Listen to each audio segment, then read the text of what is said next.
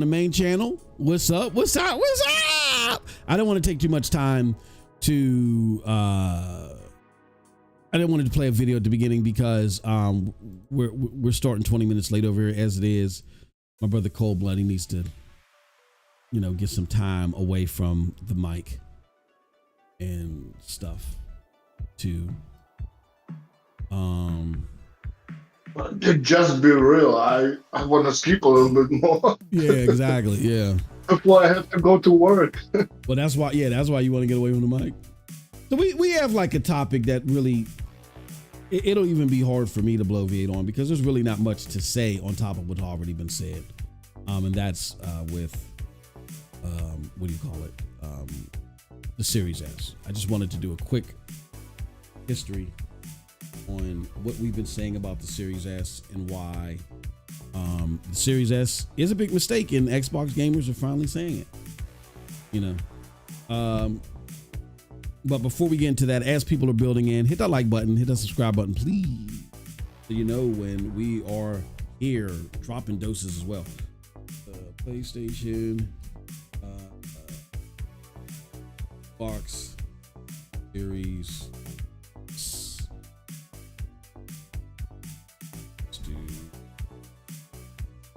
Oh, and Black Ops 6, there's supposed to be a show for Black Ops 6 today. I don't know if I covered it. Live baseball games. What were you gonna say, Cold? No, when you cover it, just be careful with the licensed music. Yeah, that's what. Yeah, there's just I don't know. Yeah. Let's get this out here. So yeah, people are finally coming out and saying that it was a mistake. Series S was a mistake. They wish they would have never got it, or they wish it was never made. I'm going to play you a clip where that was said. I just want to put these. I want to tweet this out, let everybody know that we are live. Do us a huge favor, do the same. Shout out to Navanzor says we're here. That's right. That's right. That's right. That's right. That's right. That's right. They gonna learn today. Let me go here. I want to put out a view your channel. I want to put out a tweet. Come on, man. Come on, man. Okay. Create a post. Put out new.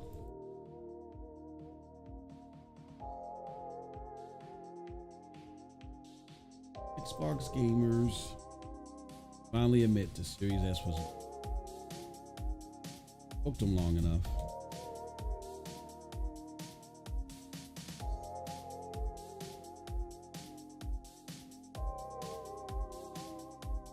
Oh shit. How did I do that? Okay. I'm not doing anything else like that. Let's do it.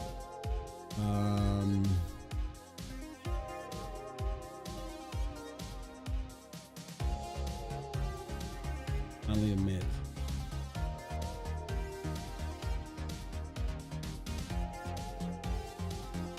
Okay. All right, and now I'll do this.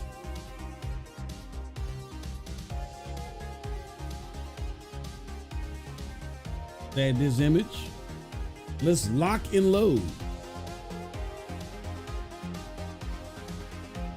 All right, come on, man. Come on. Series S was a big mistake. Save preview, posted. Okay, let's go. All right. So before we get into that, though, we were just to remind you guys and gals, if you're not part of the members community, you are really missing out. We just did a show where we were talking about Star Wars. We were talking about Star Wars Outlaws. We were talking about a bunch of other things too. And good show as always. And we do this every day, Monday through Friday. It's called Early Bird Special. So you're really missing out if you're not a member. Consider becoming a member at the middle level, which is the phony homie level.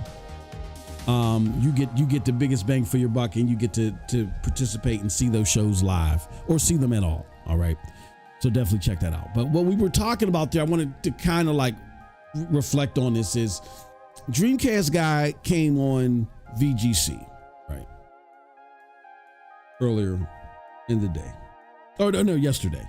And he came on there to talk about Star Wars Outlaws. And I am not the biggest Dreamcast guy fan. But I thought it was hypocritical. Well, number one, I just thought it was seriously butthurt prone to see all these, because these are a bunch of Xbots that are in this chat. Oh, you got Dreamcast guy on there. But to see Paris come on there, right, and say stuff like, working with Dreamcast guy is a bad look, as you can see in your comments, your audiences agree. He is one of the most disingenuous creators in the gaming space who says things he doesn't actually believe to create outrage and engagement. Wow. The irony, the hubris is oozing. Porter Rock correctly pointed out, I feel, he's like, how much BS has this guy said? But apparently he's the gatekeeper of how to be a genuine content creator. I spill a little bit of tea because I can speak to that personally. I spill tea in the members forum because I can speak to personally this dude being disingenuous. And I've never said it before. This was years ago that I found out personally that he had been disingenuous on a gaming topic. And I busted him on it. I never confronted him on it. I just left it alone. I was like, that's what I knew. Relying on this dude for anything gaming related was a risk, right? And I'm only calling it out now because he has the audacity to go and try to hate on somebody that's making content with other people and talk shit on them. Like, should we not do like a sizzle reel of all of the misinformation that you've given over the last 4 years since you've been trying to glaze Xbox for a quote unquote opportunity? Yeah, because I was listening to the podcast way back then when you were talking about that and you wanted to take advantage of opportunities. So now you've started glazing Xbox, you and others started doing it because they gave you guys opportunities. And now you dare talk about Dreamcast guy, who I don't defend this dude at all. I've made some harsh videos on this dude. I don't take them back. Made some harsh videos on this dude. I talk about how another content creator that was on the show of ours was telling me at one point in time he was their favorite creator and they were trying to get me to watch him, and I'm like, nah, sorry dude, that dude, not happening, right? But Dreamcast guy is a character. He plays a whiny old school gamer who gives his off the cuff takes on gaming. It's not to be taken as super informative or whatever, even though he might say some things that happen or whatever. He doesn't come off as the guy that sits at the Xbox shows and sits on these popular Xbox podcasts and tries to tell you exactly how things are. Xbox did not buy Bethesda. They did not spend $8 billion on Bethesda to go multiplat. Theest thou with them. He's not sitting up there trying to play this role as King Arthur or some shit, right? He's like, I'm just some whiny, scrappy little dude that's giving you my opinion on video games. So if anybody takes Dreamcast guy seriously, was like, oh man, I made a purchasing decision off a Dreamcast guy, then you need a CAT scan. You need your head examined. Because he's never come off that way. But I've talked to gamers because of this serious demeanor and his ability to speak and the way he comes across. If you don't know any better, I have met people that have made poor purchasing decisions based off of what Paris said. Because he's spoken in the absolutist fashion. He does talk to people in the industry, and you would think someone like that would have good analysis, would do their research before they talk about things definitively. You're not going to see these other games on PlayStation. It's not going to happen.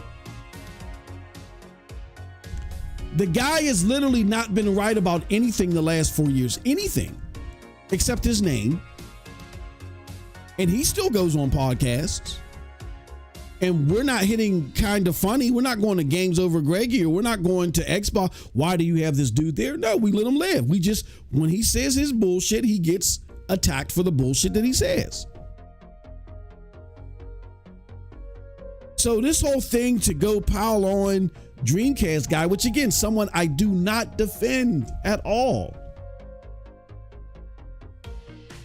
But we don't get to pile on Dreamcast guy, and we let this dude who has a even though Dreamcast guy might go out there every day and say some goofy shit here and there, I don't think you can make a palette of oversensical bullshit that was said in absolutist form. Like Dreamcast guy may have gave some bogus opinions that were kind of bonehead or whatever. Sure, absolutely.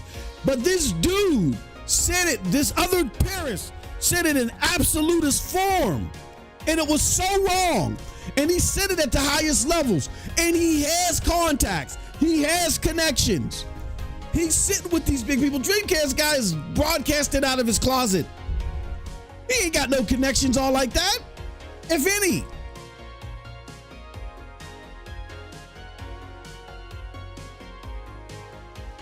To me, Paris is even more deadlier because he is connected and he is trying to come off serious. Where Dreamcast guy's whole shtick is just a little scrappy, angry dude. This is my opinion. Take it or leave it. So if the guy that is way more dangerous with his shenanigans and his misinformation, and I've seen Dreamcast guy come out there and say, you know what? I was wrong. Oops. I've seen him make those videos, even though, again, why would he even have to make a video like that? Who takes Dreamcast guy seriously? Who?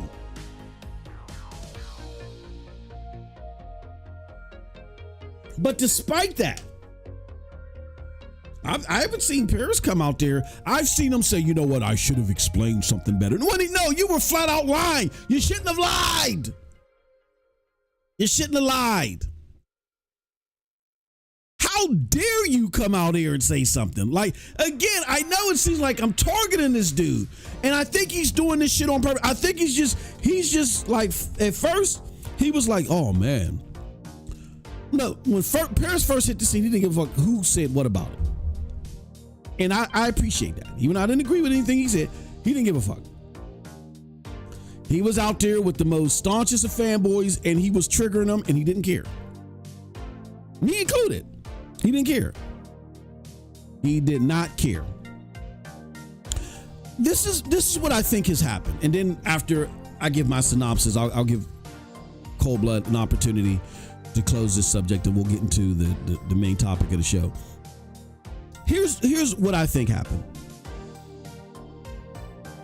Over time, Paris's shrewd, even if it wasn't accurate, but shrewd and unapologetic, well-spoken, and I hate using that term because I know it's like a trope, but you know, he has good oratorial skills.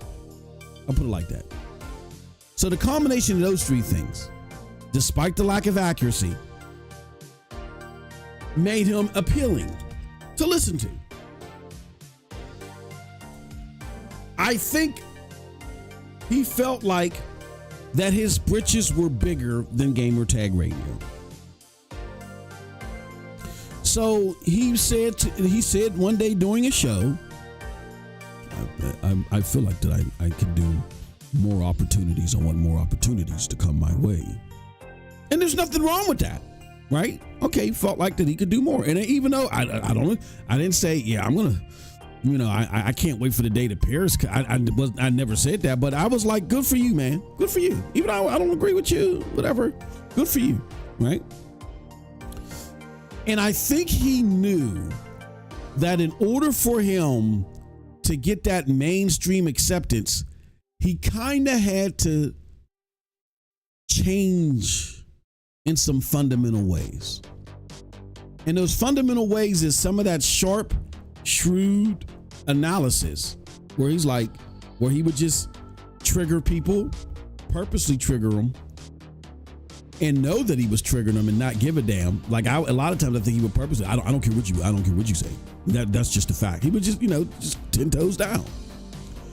He realized that he had to stop that, and he had to come off more Colt Eastwood, be a nice guy-ish, right? He had to come off more like that, even though that's a facade too, right? And so he's trying to come off as this nice industry guy who's like, oh yeah, console wars are silly. Just play what you want to play. But meanwhile, he flames the wars all the time and says shit that's he denounces the console war while boosting himself up as this new Paris fanboy, right? And of course, the Paris fanboy has to come across as this virtuous guy. I hate the console war. And just said, why can't gamers just be nice to each other and this, that, and the other? Meanwhile, he's disregarding the facts. So because he's disregarding facts, and at times he is fanning this fanboy stuff, which is participating in a console war at another level, he gets called out on it, particularly this generation, because this generation, the crumb side is now become mainstream. When I mean the crumb side, I mean people like Tim Dog,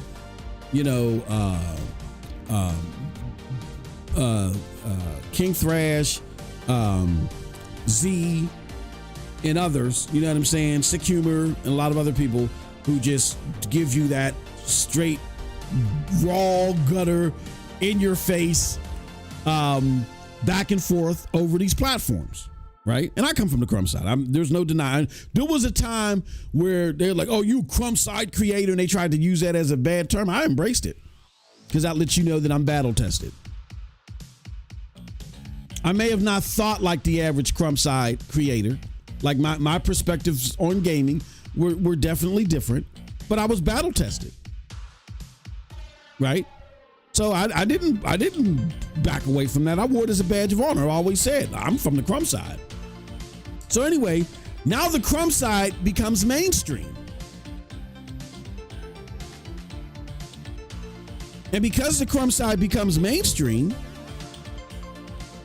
now Pierce can't play this nice guy that's inaccurate with information, because the crumb side is all about receipts. They're going to bring receipts on your ass every day. And he was getting called out all the time. So now he can't, people were like, you're trying to be this, act like you're this virtuous guy, but all you do is console war, bro. You console war in a different way. You try to fanboy and make up lies to boost up Xbox, but meanwhile put people in bad gaming positions. You misinform the public. So what you're doing is just as egregious, if even more egregious, than what other people are doing out here. And I think he struggled with that. He struggled with trying to be Mr. Nice Guy and conform himself, but he doesn't realize that, hey, if you're going to conform and transform, then you got to conform and transform all the way. No longer can you be any resemblance of the Paris that just used to talk shit, say whatever he wanted to, but didn't give a damn whether it was truthful or not. That's just the way he felt about it, and you dealt with it or you cried about it. Those days were over, right?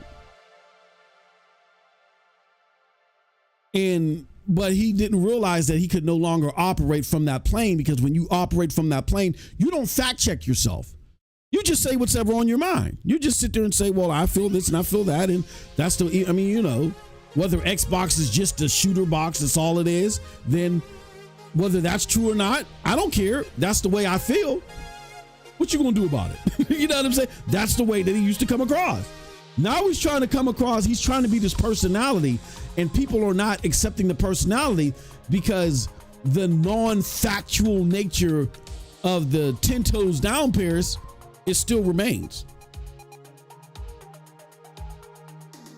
And that's what I think is going on. I think he's struggling with the fact that he wants to be this personality that looks all virtuous and shit like that. But if you're virtuous, then what comes out your mouth has to be fully virtuous. Meaning, and you don't have to be perfect, but it means that what the fuck you say to people in definitive ways has to be factual. That's the part that he's struggling with. Like he got busted for bullshit that he said about Xbox overtime. You know, tried to act like that he, you know, okay, I got it. I'm not going to admit to it that I was wrong, but I'm just going to pretty much say, you know, I'm setting a different course now. And then goes on Iron Lord's podcast and put out some more bullshit about Black Ops and marketing. And has to go. He can't help himself. So yeah, Paris trying to come off as some virtuous creator it's comical. And I'm gonna tell you this: as much as I don't like Dreamcast guy, I feel like if Paris can go on these shows where he talks definitively and talks like, yeah, this is the second coming of King Arthur, thee, thou, them, thou, this, with will thee. If he can sit there and go like that and, oh shit, oh man, this guy's talking seriously. I mean, he must know what he's talking about. He's talking definitively. He's saying definitively, this is not Xbox's business strategy. It's not. You know, he's making me feel dumb on the other end for doubting this information. He has connections and he's talking. This is not definitively. Not, I don't feel like this is what's going to happen. To me, what makes sense is that's not what he's saying. That's not their business. You idiots. That's the way he's coming off. Kind of like when the homie Fawns, and he got to own his L. He's dancing around it, but Fawns, you got to come out and own that L, brother. You know I love you. Like a child I don't pay child support for. But you got to come out and own that L, bro. You tried to make people look stupid when they said what Satya and Tim Stewart was talking about was not just ABK. You got to say you were wrong. And I'm not asking y'all to do anything that I didn't do, because when Stadia closed down, what did I do? I went live. Don't dance around it. Like, you can give your reasonings on why you came to that conclusion, but when you're wrong, you're wrong. See, that's why I feel like I don't feel ashamed or abashed or like I'm going too far saying what I'm saying, because I had to do it. And nobody had to coerce me to do it. I didn't have to sit and think about it. And at the time, I was coming down with COVID and didn't even realize it was COVID. I wasn't feeling too well, but I just, you know, and I still went out there and did it.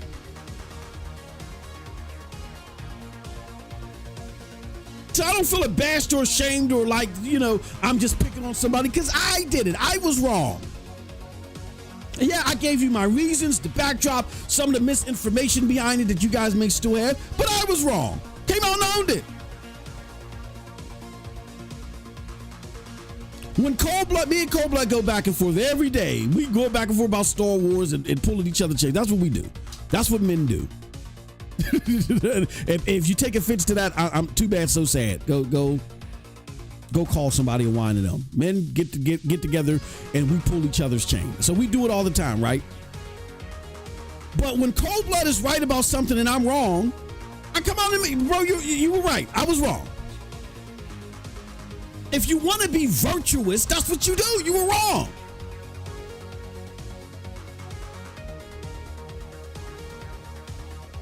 So all these creators, friend or foe, there's plenty that I like. Y'all know I pull post-ups chain all the time. Friend or foe, Noah, I fuck with Noah too. It's my homie. I love Noah. He was on that bullshit. I pull Noah's chain all the time in the DMs or whatever.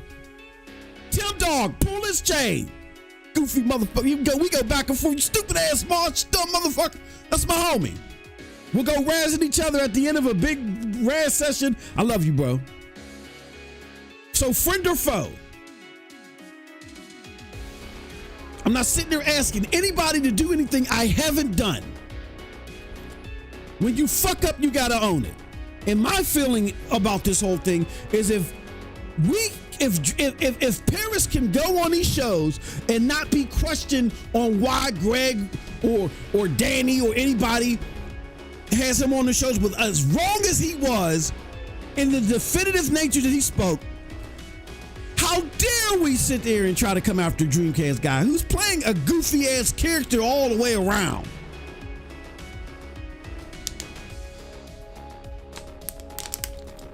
That doesn't excuse the content.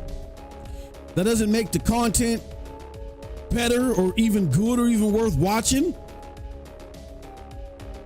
But we gotta have standards. We can't do this favoritism bullshit when you don't have standards. That's why I say this about free speech. As much as I think Elon Musk is a fucking goofball, and I hate what he's done to Twitter, and again, this might trigger some people. I agree. Let people say what they're going to say. I want to know who the bigots and all the other, I want to know who they are. Now, when it comes to children and TV shows that are, they shouldn't be subjective to that shit. But if I'm an adult, you want to be a bigot? Okay, I'll just block your ass if it's too much for me. I want to know who the people are that don't like me. So I know not to fuck with you. I don't want to be in an atmosphere where I'm in a room with a whole bunch of people that are pretending to like me, but deep down inside, that's how they feel.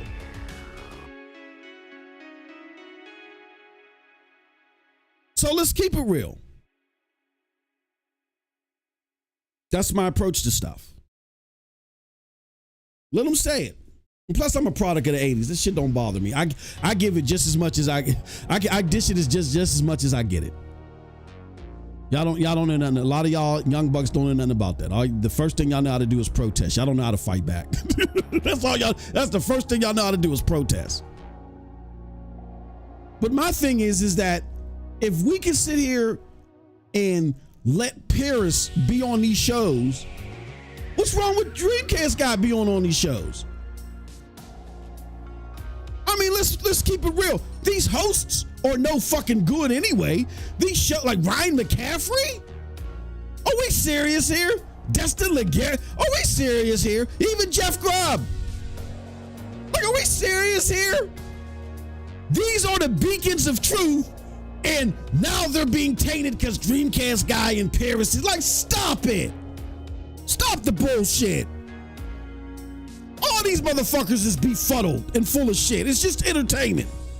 If you're taking anything from these dudes seriously, you need a CAT scan. Like, stop it. Now, ODG says, taking up for Dreamcast guy. No. Again, I'm taking up for balance. I don't like Dreamcast guy. I'll put it to y'all like this. And I'll say this.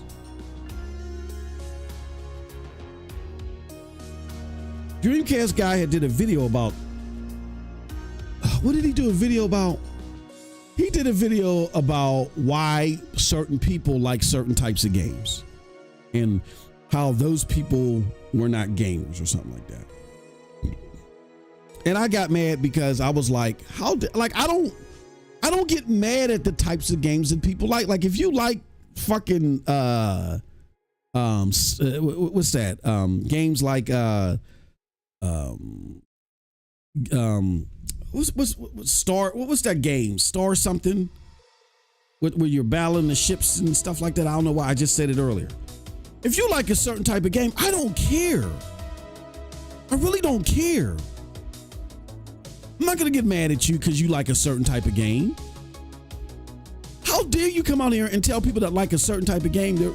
So I came out and then I used the infamous Willie D quote. Shout out to Willie D from the Ghetto Boys. I said, as far as I'm concerned with Dreamcast guy, your daddy should have pulled out. Your mama should have swallowed you in the video. Yeah, I remember when I did the video and I had Nethos. I was like, Nethos, what you think? Because we would, spot check each other's videos before we posted it. Shout out to the homie Nethos. Nethos heard the video, like, damn. I ain't telling him I stole that from Willie D. He goddamn. But no, I'm not taking up for Dreamcast guy, ODG. I am talking to you guys that have a bias that you're not being balanced. You're not being balanced. If Dreamcast guy, who is a character, he's clearly a character he's not trying to definitively tell you one thing or another. He's giving you his opinion. He's some scrappy little dude that's getting all worked up about his opinion and whatever. And he got his followers that may feel the same way that he does, but he's not trying to definitively tell you stuff. like this is how it is and all that. He's not doing that. He's some guy that's spreading a bunch of bullshit that's quote unquote calling out this or calling out that, where he may be totally off keister about shit. And you motherfuckers loved him when he was doing this shit in favor of Xbox. I remember a famous Xbox creator that was trying to convince me that because Dreamcast guy was his favorite creator, why I should listen to him. And I was like, nah. And this is while I was an Xbox guy. I said, nah. So I am not defending Dreamcast guy. I'm saying you have to be balanced. If we get on Dreamcast guy because he says a bunch of bullshit, even though he's doing it to be a character, he's not trying to convince you. He's just calling out some things that probably he's ass backwards on. Why the fuck are we giving a pass to somebody who has connections, who talks in a serious, definitive way, that is on these major Xbox shows? Why are we then giving him a pass when he's been wrong for the last 4 years about every fucking thing that he said?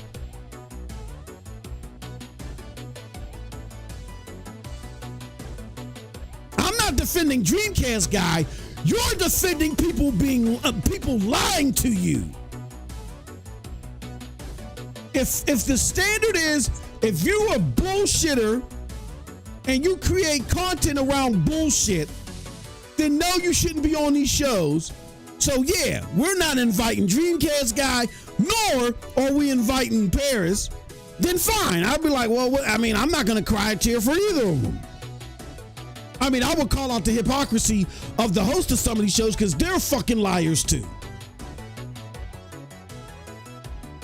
But in no planet, in no universe, will you ever hear me say, yeah, you know what? Dreamcast guy shouldn't be anywhere. But no, Paris is all right. He's cool. Fuck no. And if that is your take, what is the phrase for today? You need a CAT scan. Go to the nearest ER immediately. Immediately. Fuck out of here. Y'all motherfuckers are lost y'all minds, man. The fuck out of here. Trying to sell me a bucket of piss and tell me it's rainwater. The devil is a lie. Shit. Motherfucker done been so wrong that you don't spend $8 billion to buy. That's not their strategy. Like, in other words, to say to you on the end of the mic, well, this shit ain't adding up, P. What's going, P? Like, no, that's not their strategy. Oh, shit. Oh, okay, P. Well, I guess you're right, because you got connections. You talk to people on the inside, and then you got your own common sense. You're not a dumb guy. So even if I'm using my common sense and I come to this conclusion, I must be off because you're so staunch about this. It can't be happening. Even though the person that's the closest to these motherfuckers, including the CEO of gaming, Tim Dog, even though he left, you're talking definitively about this, you must know something. And he didn't know shit. He didn't know shit. Fuck out of here. The devil is a lie. Y'all is crazy out here. Anybody that has this stance, oh yeah, Dreamcast guy must go. But Pierce is fine on the show? What's the phrase for today? You need a CAT scan. Straight up. Straight up. In no world is that the case. And shout out to P-Rock. He points this out. He says, for example, how much bullshit has this guy said, but apparently he's the gatekeeper of how to be a genuine content creator? Like, are y'all being serious? Are we being serious today? And again, I'm not defending Dream. I don't like to do. Again, in one of my videos, I closed it off. I ripped off Willie D. To be clear, I said his daddy should have pulled out. His mama should have swallowed him. And I will not take that. I will not take that back unless Willie D tells me that I owe him royalties. I am not a fan of Dreamcast guy, but I don't doubt his need to exist? If he says bullshit, call it out, just like how we call out Paris. But just like how Paris may get invites to shows to spread his bullshit, if Dreamcast guy gets an invite, oh well, whatever. I just don't watch the show. Just don't watch the show. Like what? We're not operating off any standards when we apply it only to one side.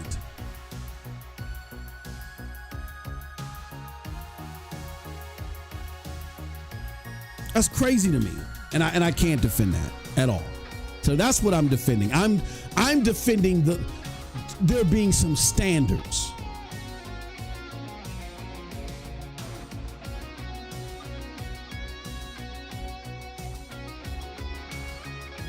That's what I'm defending. Yeah, they love him now, and they don't even know his history, El Nini. That's the crazy thing. They don't even know this dude's history.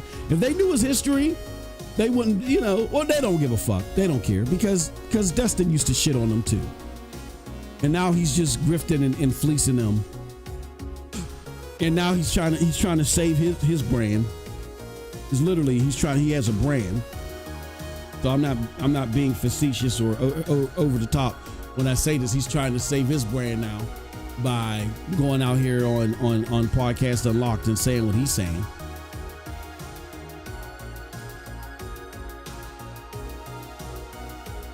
The devil is alive. And look, Lansville Paul, if you like Dreamcast guy, I'm not here to be the arbitrator of what you should like or what you shouldn't like. Just as long as you know how to put it in its proper bucket. I feel like you're doing yourself harm if you go to Dreamcast guy or Paris and you're looking at them through a prism beyond entertainment. Like, oh yeah, I'm angry at Microsoft right now, and Dreamcast guy got this video about this and that, and I just wonder where he's coming from. Beyond just entertainment, if you listen to either of those guys, you're doing yourself a disservice. But that doesn't mean that because that's the way I feel, and I can pull up receipts on why I feel that way, doesn't mean I don't think they should exist. Who am I to tell you what you should be able to listen to? And who am I to tell VGC who they can work with? Do we tell Kinda Funny? Do we look at Games Over Greg and say, nobody in the history of your podcast has been as wrong as this dude. Why is he still there? Have we done that? No, we haven't. We let him breathe. It's just that when he's wrong, he gets attacked. And you know what? Honestly, as I was saying in the stream prior, in the member stream, but I elaborate, I'll keep my further elaboration there. Honestly, I think Kinda Funny and VGC know what they're doing. They know they have polarizing entities that also have supporters, but also have, and that's going to bring a lot of clicks. The only problem is with VGC, for some reason, they felt like they should apologize for having Dream, like they didn't know who he was. And come on now. And they put this out here. Hi, folks. Please note we aren't ignoring your comments, and we're taking all of them seriously. Since the publication of this video, we've been made aware of things that weren't previously. That is clearly a failure on our part to vet all of our guests to the fullest, and we appreciate everyone who has reached out. So what do you mean you didn't vet Dreamcast? Like Dreamcast guy is not the biggest content creator. Not right now. He isn't. You know of him because of all the attention that he draws. You vetted him. You're just backing away now because you don't understand who's all in your chats. It's Xbox fanboys. I mean, and I'll let Cobla elaborate on this. Yeah, there's PlayStation gamers and non-Xbox fanboys that also think this is a bad look. But they don't think that it's a bad look and they're standing behind Paris. And I don't think it's to a point to where they think it's a bad look where they had to be vocal about it. There might have been a few people that are vocal in that thread that just don't like Dreamcast guy and think he's a scuzz bucket because of the content that he creates, and they're not even Xbox fanboys. That's possible. But most of these people here that are complaining and bitching about his appearance are Xbox fanboys. Because on no planet are you that vocal about him being there, but then you're okay with Paris. On no planet.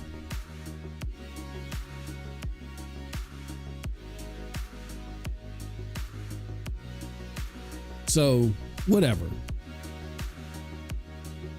Cold Blood, what are your thoughts on this? And then after you give your full thoughts, then we'll move on.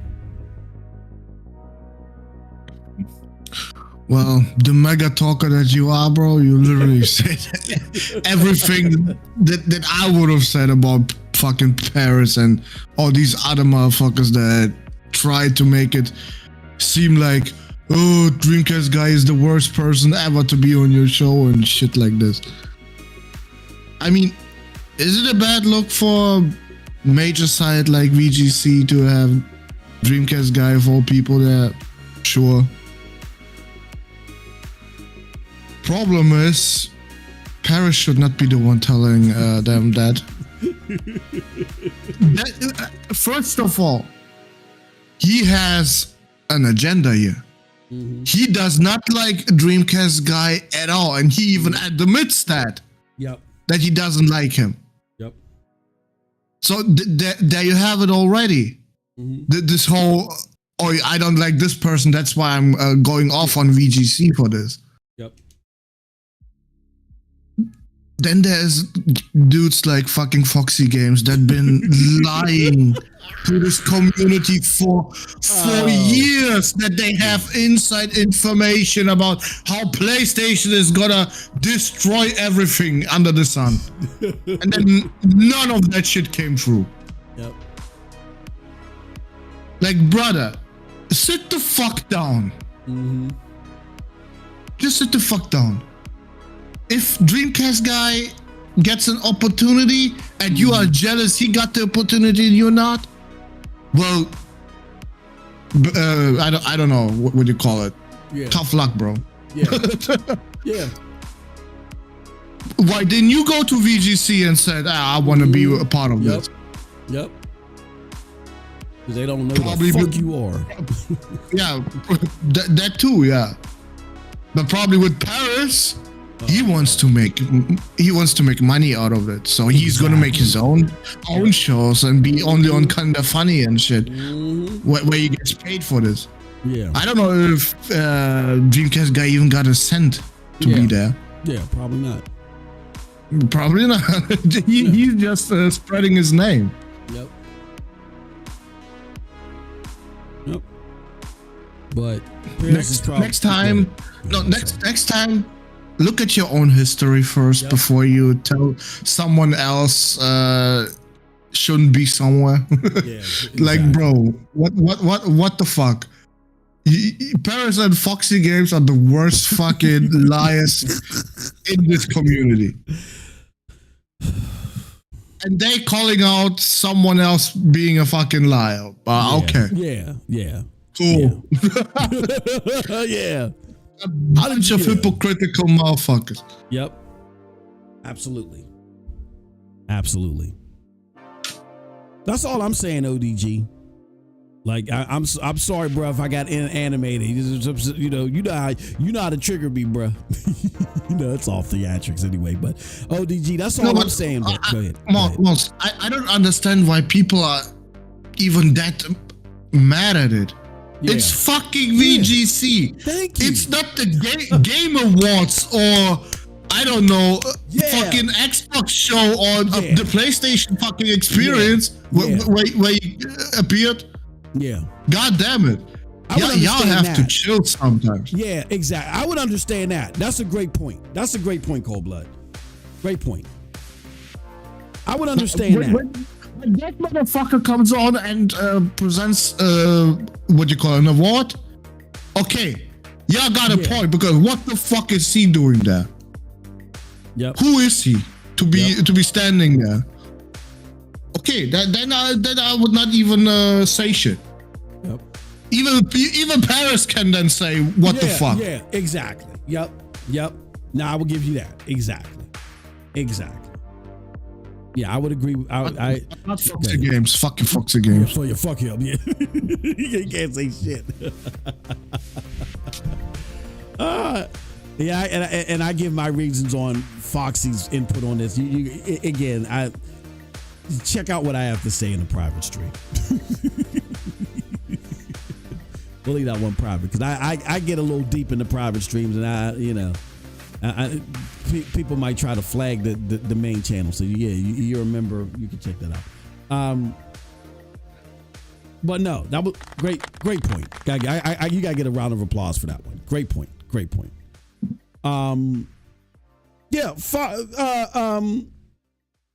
If this is just VGC, bro.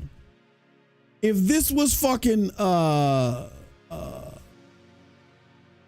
if this was like you said, the Game Awards, DICE, an Xbox show, a PlayStation show, and we fucking saw a Dreamcast guy sitting there, and hell yeah, I mean, what the and then I imagine Dreamcast guy next to Mark Sandy, Road to PS5 Pro.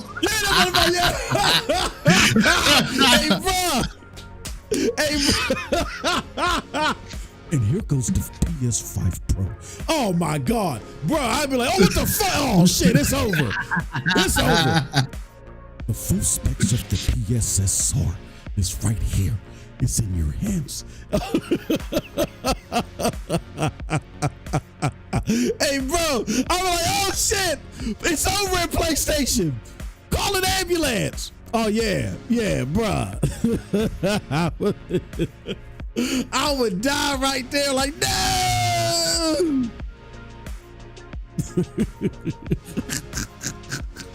No, then I would get it. Then I would be like, then I would probably call parents. Hey, yo, parents, what we gonna do about this shit, man? Get this motherfucker. I would call parents then. You know what I'm saying?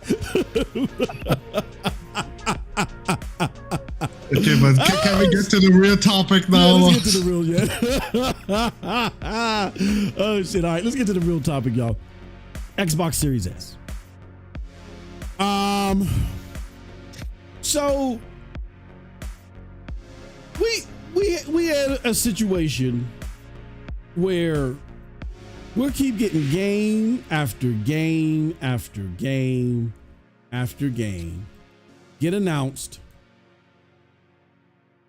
PlayStation get announced for the Switch, and it doesn't get announced for Xbox. And people are mad. First, I'll say let's start with the most recent trend of when this happened. It was it started with Baldur's Gate 3. If you guys remember, Baldur's Gate 3 had to delay their launch on Xbox, and you had people like what's his name? Our favorite Jez Gordon come out there and blame Larian and say they weren't transparent enough and all this other crazy shit, right? And then come to find out that it had everything to do with the Series S and its ability to operate with split screen. And then even before it ultimately launched, because they decided to opt out of split screen, Xbox let them. Phil tried to be slick and he tried to blame it again on. Remember, I don't know if you remember Cold Blood. Remember when Matt Booty and Phil was like, "No, it's just people got to learn how to develop for the Series S, right?" Remember that shit? You know the fucking magic word everyone was using? What's that? Scalability. Yeah, scalability. Yep. It's gonna scale. Yep. It's just a toggle. It'll scale up Get and my scale fucking down. ass. Yeah, my fucking ass. Yeah. Yeah. They were saying that. They were saying that people had to learn how to use it. The Series S had to develop for it. Meanwhile, their own fucking games are not launching with performance modes and shit, and launching with issues because of the Series S. Yeah, it's people got to learn how to develop for it, right? Okay. So, despite all that bullshit, Phil then tried to come out. I don't know where it was. I don't know if it was Gamescom. We came out somewhere. And tried to say that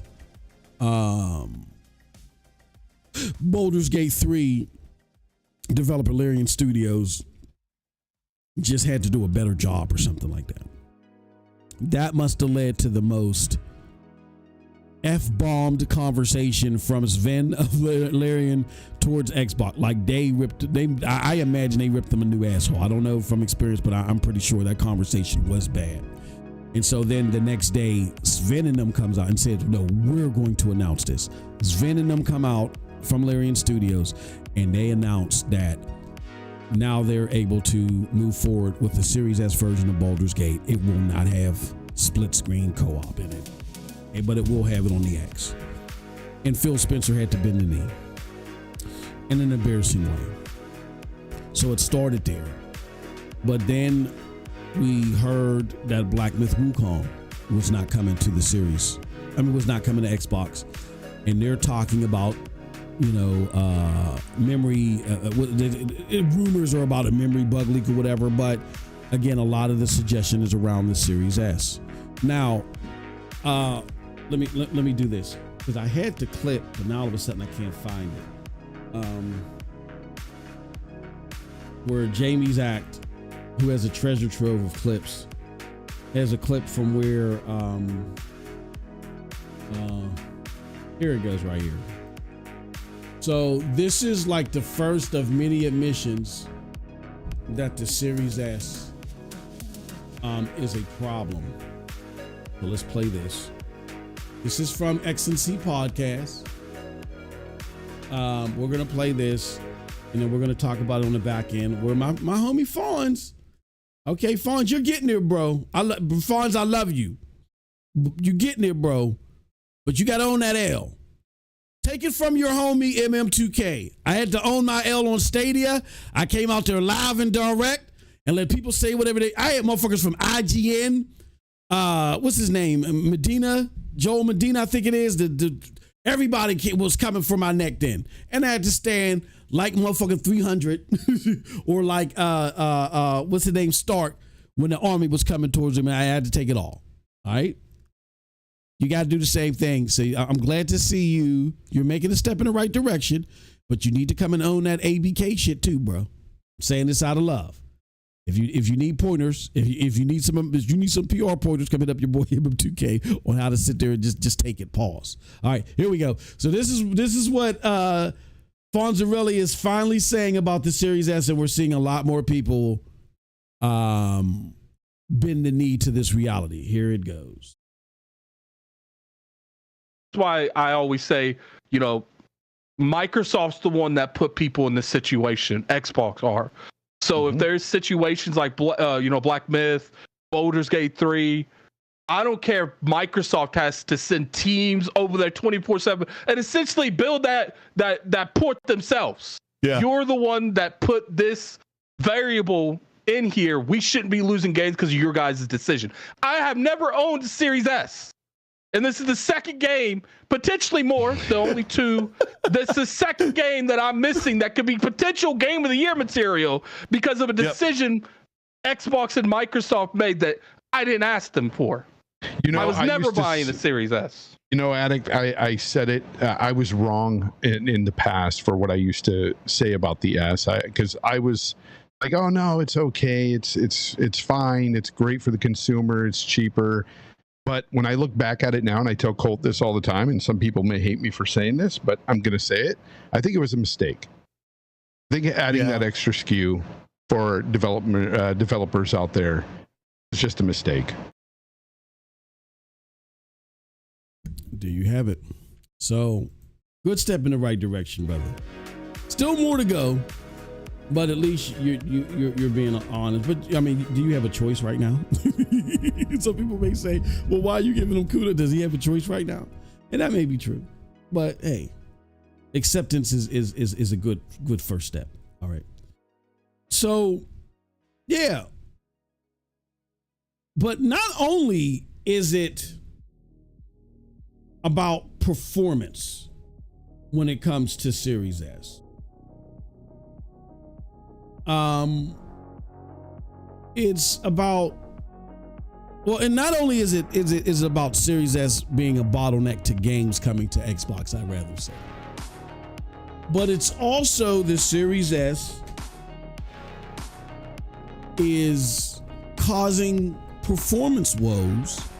As you heard dude from Iron Lord's podcast say that he doesn't even own a Series S and he's feeling the crux of it. Now we're having games like Avowed that really are not graphically stunning, let's be real. But because they're made in Unreal Engine 5, they're being launched under the parity clause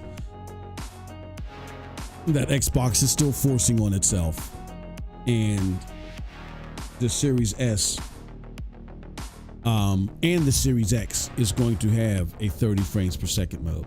Let's now go here and let's listen to what's being said on the Iron Lord's excerpt where they talk to Obsidian about Avowed and what the frame rate will be at launch. Likely. Let's go there. You could talk about this part right now, but I was curious about console performance, specifically the Series X. Can we talk frame rates at this time, or we're waiting a little? Well, I'm not yet. Probably not the best person to. Oh, sorry, talking off mic. I'm probably not the best person to talk about that. We can probably. We can probably.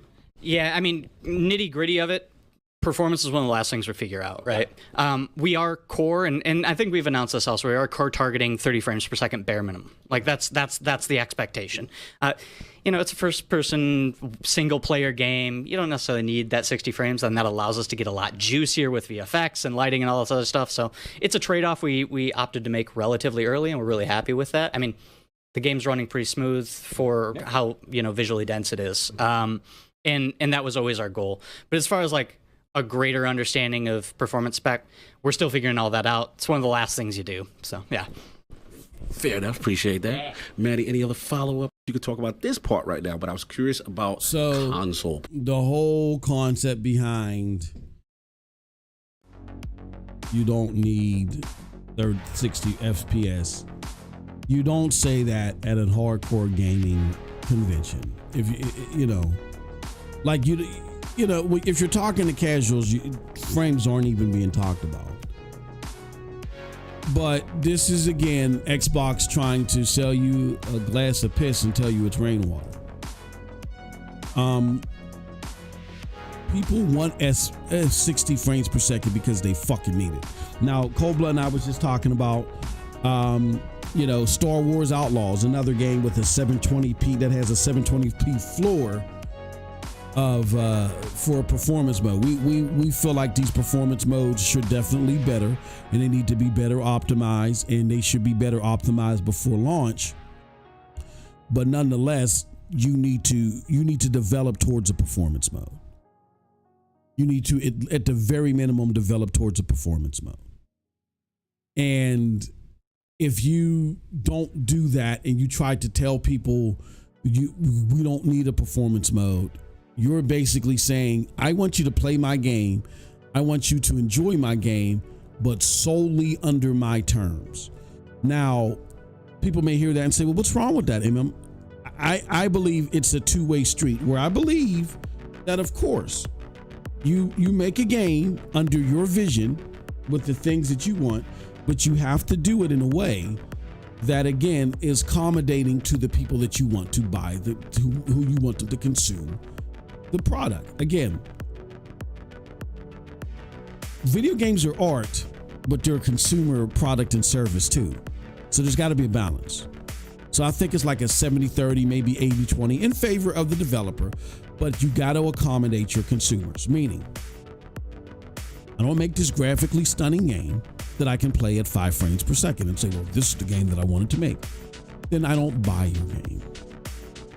And your game doesn't get bought.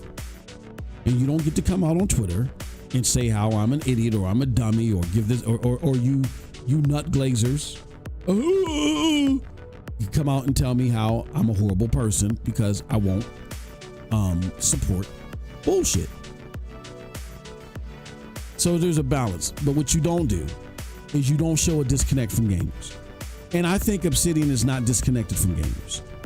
I think that in sitting in meetings with Phil Spencer and company, or getting the company line, they've been told that this is what they're going to stick to. And Xbox just is telling you, we don't give a fuck about the hardcore brass. This is what we're putting out. Deal with it. Who cares?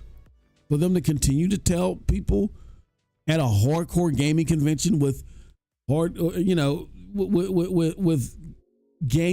the podcast that is connected to the community.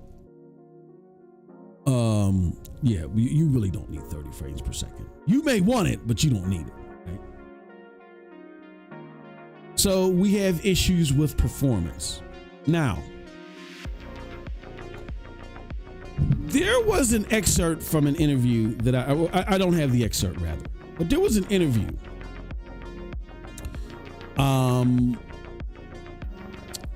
that is out there. And let me see, hold on. I gotta find this. Shit. There's an interview that's out there with IGN, and they got on Khalif, I think his last name is Adams, Khalif Adams from Spawn On Me. Right. He's a good friend of Paris, so what I'm about to say that he said shouldn't be surprising. He actually says, and he tries to defend Xbox. He says all the people that are upset about this, in so many words, he's saying he doesn't understand why. What's his, he doesn't understand why people are upset about what's going on. That and those that are upset about what's going on, what was it that they were expecting Xbox to do or say? Now somebody answered, well, be honest with your community. Like, just stop with bullshit and stop playing with us, right?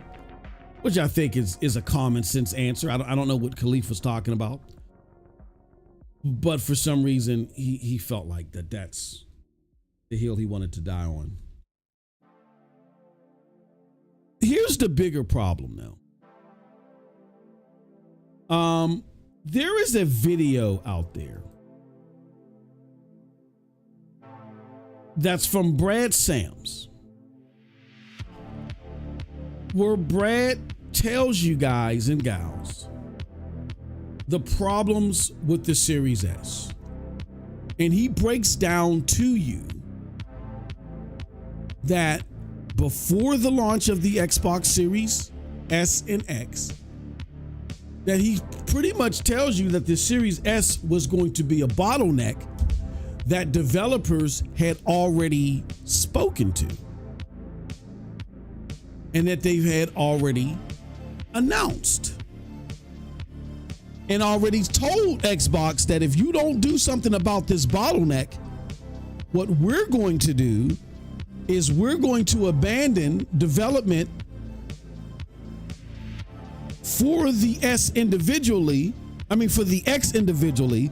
And what we're going to do is we're going to just simply develop for the S and then just scale up for the X, meaning we're not going to take advantage of feature sets of the X or its capabilities. We're just going to scale up the resolution, maybe scale up the frames that we can, because we're not going to be sitting here and doing all this fucking development for you guys. And you guys sold like 2.5 consoles last year, and there's no indications that you're going to do better this year. Like, what are you guys releasing? We're like, game developers now, what are you releasing? What's your launch title? Oh, the Falconer. Oh, okay. So you want us to develop for 2 SKUs, but you're launching with the Falconer. So you're going to sell less consoles this gen, right? Fuck out of here. Eat a bag of dicks. It's basically what they said. So let's do this. Let's listen to my video that I have out here. And I want to show you guys something. Because again, you guys think that I haven't been talking about this, that I've been trying to ride the PlayStation bandwagon, right? For those of you that know my history, I am a former Xbox fanboy who, got dismayed over Xbox after a few years of me creating content here on YouTube. And I went to various places. I went to PC. That didn't work out. Went to Stadia. I was impressed there, but they died. And so then I just came back to primarily PC gaming via GeForce Now and PlayStation 5. I got my PlayStation 5 day one. So let's be abundantly clear on that. I wasn't trying to glaze or anything. Even in the heat of my Stadia love fest, I always had a PlayStation, you know. So, all right. So that's my history. Years ago, I told you guys about this. As a matter of fact, it was 3 years ago that I told you guys about this specifically. And this video is, did Brad Sams already expose the Xbox Series S bottleneck last year? So in 2020, Brad Sams had dropped a video. No, I'm sorry. 2019, Brad Sams dropped a video where he had inside information on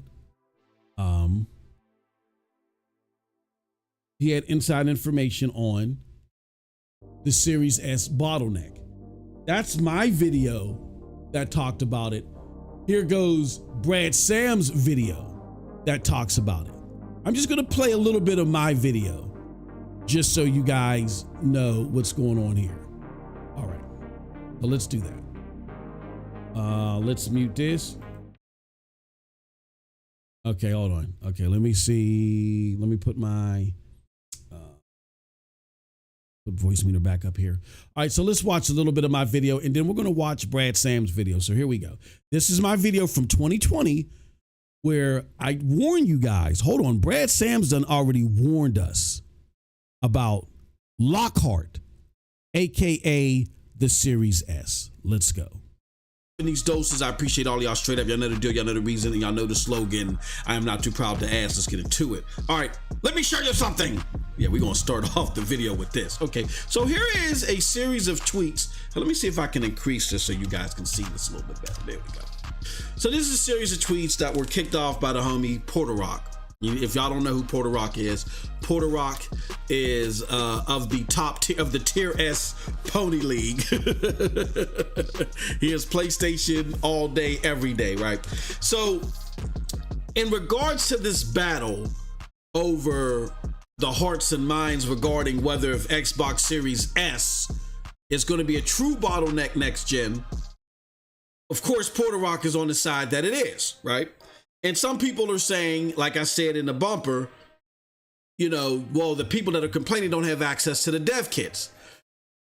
And Porter Rock makes an interesting point that the people that you are listening to are just known Xbox fanboys. So we can sling mud all over the place. And he takes a couple of clips of the person that is cited and saying that the Xbox Series S won't be a bottleneck. Here's the full story in totality, right? The full story is that people believe that developers really wanted to come out this generation booming. You know what I'm saying? They just want to come out at launch with a big bang. And that was a big bang in development and gameplay innovation and things of that nature, right?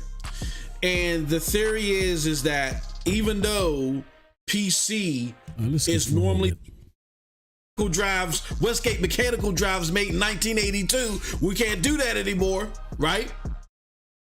Big explosive, big ticket AAA, quadruple A games aren't coming to the platform because they can't be supported. They can't support the Series S. How do you develop a game that you can scale down if the capabilities of the lesser console aren't part of the original dev kit? Like, that just doesn't make sense to me.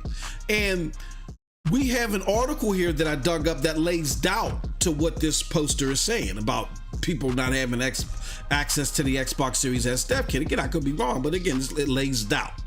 I want to be very clear by stating that it lays doubt. And I say, don't think that's accurate. Devs were reported to have issues with the bottleneck last year, hence the contemplation to cancel Lockhart. The fear was devs would take the easy road out and scale up opposed to scale down, which underutilizes the Xbox Series X. And this is courtesy of a trustedreviews.com article that I was able to dig up. Person said, I don't trust that article. And then I did some more digging and I discovered a video because I couldn't remember who had this video, but somebody went in complete detail of what the concerns were, and they did it very concisely. And that was none other than Brad Sams of PaulThurrott.com. For those of you that don't know who Brad Sams is an insider of all insiders. Like Thurrott, the Paul Thurrott people have connections to Xbox. They have so for a very long time. Anything that they say is going on with Xbox has pretty much been proven. Even before Xbox announces it, there is no reason to doubt the things that they're telling you. And what Paul does in this video that I'm about to play a clip from, a very vital clip from, is that he is very careful in saying, hey, look, it looks like that because of bottleneck concerns that people saw in the dev kit of the Xbox Series S, right? So that whole Xbox, nobody's seen the Xbox Series S dev kit yet. That seems like a farce. But from what people can see from the Xbox Series S capabilities, they were concerned, and because of those concerns, it seems like that the Series S, the Lockhart right now, is being omitted. But he does say in his video, if you watch the full video, it's not in the clip that I'm providing, but he does say in the video that things can change. But right now it looks like that they're scrapping the Series S for future development. All right. And so this person says they'll watch tomorrow. Of course they will. But with that said, what I want to do now, with no further ado, is play for you the clip from Brad Sams that details all this. So let's do this right now, and we'll talk about it on the back end. That being said, here is what I have heard, and some other people have actually heard very similar things. First off, when you tell a developer to build a game for a next generation console, and there are two options, let's just say Lockhart and Anaconda, what you do is you build to make sure that it's going to run well on Lockhart and then scale it up to work well on Anaconda, because it's easier to scale up than it is to scale down. And so Microsoft was getting a lot of feedback from developers who have access to this information in the dev kit saying, hey, we're going to build for Lockhart and then we'll just scale it up and hopefully it looks good and hopefully it runs well and all that good stuff at 4K. And that is not what Microsoft wanted to hear. They wanted to hear, right, that you're going to have these great 1080p experiences and the great 4K. And developers like, look, we have limited resources. We're going to build for the low end and then scale it up because we know it will work on the high end. That is not what Microsoft wants to hear going into the next generation console wars. That being said, here is what. All right, y'all. It was so. Okay, so we can stop the video there. Did you guys hear that? Again, I made this video in 2020, and Brad Sams made that video in 2019. Did you guys hear that? Right? And I showed you how I was battling Xbox fanboys at the time, telling me nobody has the dev kits. Bullshit. The dev kits were out there. Brad Sams of the Paul Thurrott think tank had heard from these developers, and they heard from people at Xbox. And before Lockhart was even released, they had already tried to sell Lockhart, aka the Series S, to these developers. And the developers said, look, man, this is a problem. This is a problem. Here's what we're going to do, Microsoft. Because look, man, you motherfuckers sold 5.5 consoles last generation. What are you guys launching again with? Oh, we're launching with the Falconer. Yeah, fuck that. Eat a bag of dicks. Look, this is what we're going to do, Microsoft. We are going to build for this Series S, and then we're going to scale the shit up to the Xbox Series X or Anaconda, right? Because these were just codenamed Lockhart and Anaconda at the time. Y'all remember that? Now, a lot of y'all forgot that because y'all have short-term fucking memories and only remember the bullshit that Phil just told you 3 minutes ago. All right, but anyway, we're going to scale up to Anaconda. That means that you're going to get all the particle effects and shit, for the most part, with the power of the Series S scaled up with resolutions and certain capabilities. It would not be taking an advantage of Xbox Series X at all. And they didn't want that. So then that's when they decided, and the video's 17 minutes long, so I'm not going to go over the entire video, but you need to listen to, you can listen to it separately. Later, they decide, hey, we're going to, and I don't know if you guys remember this, we're going to scrap Lockhart. And Brad Sams was 1,000% right. And speaking of speaking of Paris and Danny as well, they attacked Brad Sams when he was putting stuff out there. How do you know? They would attack Brad when he would put this stuff that was unfavorable to Xbox out there. And it got so bad that this video from Brad is privated. It's unlisted. Look at it. He had to unlist it. So I'm like probably outside of Brad Sams and Paul Thurrott, I'm probably the only motherfucker that knows that this video exists. Matter of fact, I better download this shit because he'll probably delete this. He had got so much flack from the community, including Paris and Danny, for telling the truth. And this is the motherfucker that you want to listen to, who tells you Dreamcast guy can't be anywhere? Really? You see how everything ties together? I forgot all about that. Yeah, they attacked. The community had attacked Brad Sams so bad about this, even though he was right. They attacked him so bad about this, he had to enlist the fucking video. And it was things like this that Paris had attacked Brad's credibility on. I can't remember 1,000% if it was actually this video, but there were things like this where he was talking about, hey, look, this production of the Xbox Series S and X, it ain't looking too great. Well, how do you, and they attacked the poor man's credibility for just trying to tell you the fucking truth. I'll put the link to the video out there soon, but he had to unlist it. And thank God it's still out there, but I dissected that clip so you could hear. So again, after they told Xbox need a bag of dicks, we're not doing it. You guys sold 5 consoles last gen. Looks like you only, what are you launching with? The Falconer. Okay, you're only going to sell 2 this generation. Okay, fuck you. All right, this is what we're going to do. We're going to scale up. We're not going to scale down. We're not going to use all the bells and whistles of the Series X. Because the Series S is too cumbersome. We're just going to build, if we can go through the rigors of building it for the Series S, we're just going to scale it for the Series X. We knew this information in 2019. We knew this in 2019. We knew this information in 2019. What did we do? We attacked the messenger, who was just simply telling you the truth.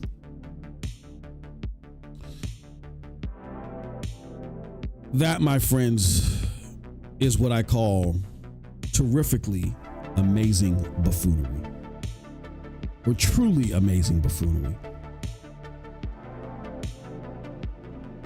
That is Tab at its most purest form. Truly amazing buffoonery. So this information about the devs has been out there for a long time. For a very long time. Again, 2019. This was 5 years ago he put this out here. My video came out in 2014, in the latter part of 2014. That's why I think it's only saying 3 years. But when I did my research and found Brad Sams' video, I found it only a year later that he had warned us about the Series S, but he had got attacked about it. So he unlisted the fucking video, which is true. It's true. It's true. Ain't that crazy? Why would you listen to fucking Paris of all people? Well, he didn't listen to him. It's not that he listened to Paris. It's that the community had attacked him so much, and it's like say if Jazz came out and dropped this, and the community. No, wait. If you know you're fucking right, why would you unlist it? Because their audience is I wouldn't have unlisted it, but their audience is Xbox people and Microsoft people. So they. So the fuck what? I would ask them. You don't want to hear the truth? Mm-hmm. That's it. Well, then piss off. Yeah, I wouldn't have unlisted it. Hell no. Bro, I mean, sometimes people are very weak-minded. And I wonder too, which surprises me, because Paul Thurrott, who he works for, Paul doesn't give a fuck with Microsoft. Like, Paul does not care about Satya Nadella at all. Like, Paul will see, he's on Twit Network and he's talking shit on Microsoft all the time. They have deep roots in Microsoft. They know all about Microsoft and all their shit. He's not apologetic about clowning Microsoft, even though he follows them and they have a think tank group that's all about Microsoft. But yeah, I agree with you. I think it was weak-minded of Brad to, but it was ugly. It was ugly. It was weak-minded of Brad to do that. And I'm thinking what happened is not only did he buckle the pressure from people that were out there, because as you could see, I had people in that thread come after me talking about, nobody has the dev kits. That was the thing that was going on out there. And I'm thinking that Microsoft must have approached Brad Sams and threatened to end ties or something like that, and he just unlisted it. And that's the fickle that you put yourself in, bro, when you become too tethered to these companies. Like I like the Jason Schreier approach. I like the Tim Russert approach. If you guys follow politics, Tim Russert of Beat the Press. Everybody came to Tim Russert. Why? Because Tim Russert was so laser focused on your ass and getting the truth out of you that if you wanted to have any credibility, you had to come and meet the press. That's where Tim Russert is from. So any politician, they hated talking to Tim because he just always got them. But they had to come because you couldn't avoid meet the press with Tim Russert and be credible.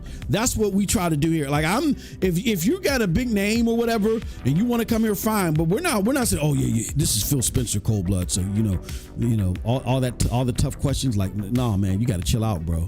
No, we're not doing that. You know what you're getting when you come here.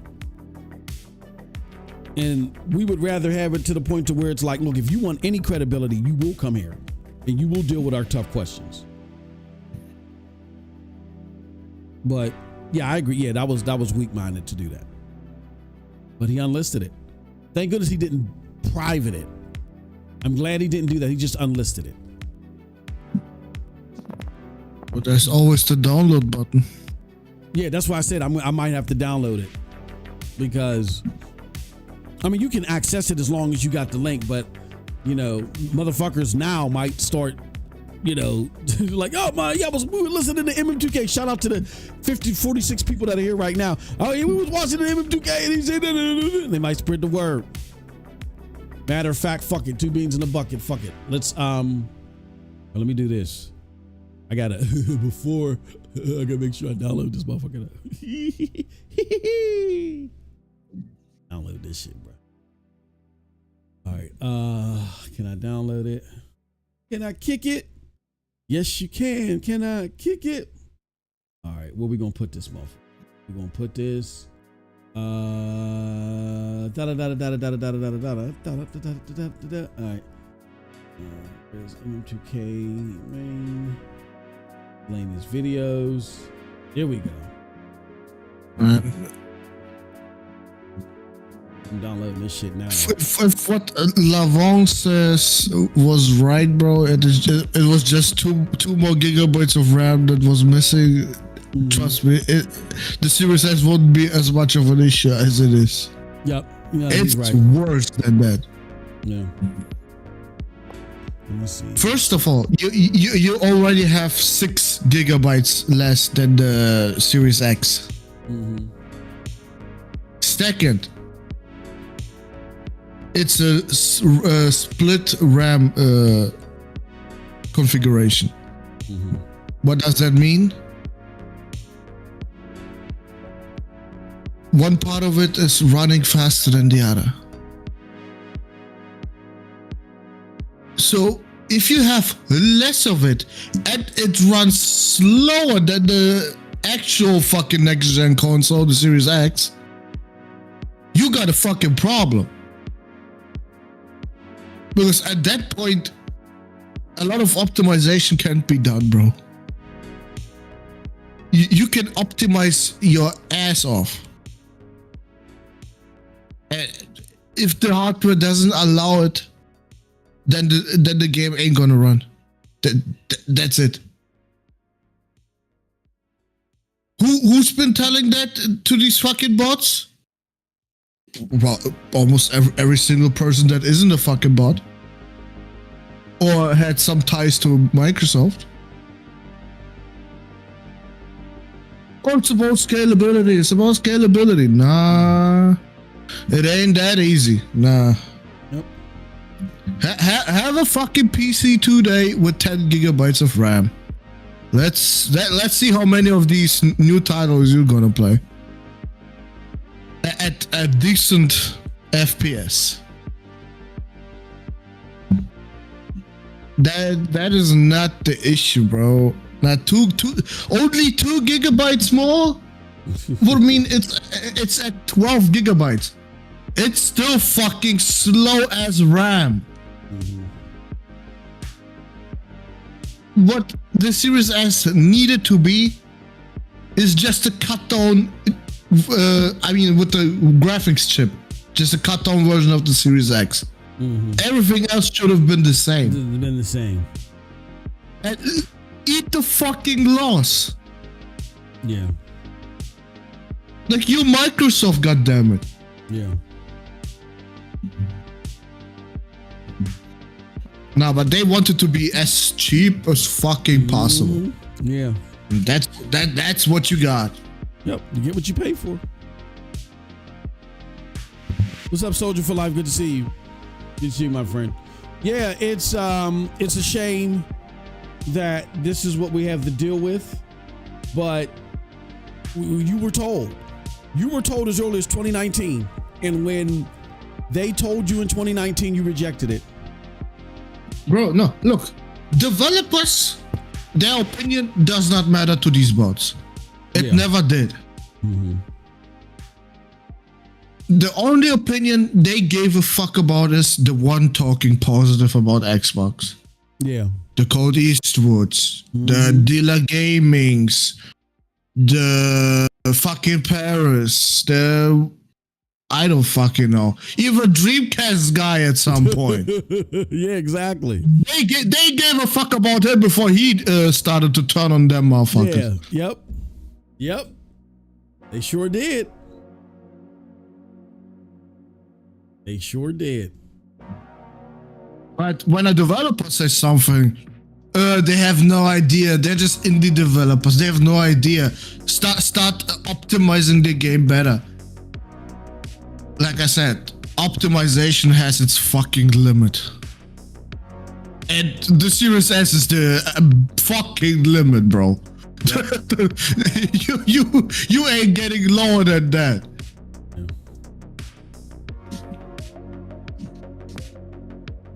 Like, brother, Star Wars runs at 720p, 30 FPS on that machine. It can't even do 60. I mean, it's a fucking wonder they even got some ray tracing in that motherfucker. Yeah. Goddamn. But like I said, that's the fucking limit of the Series S.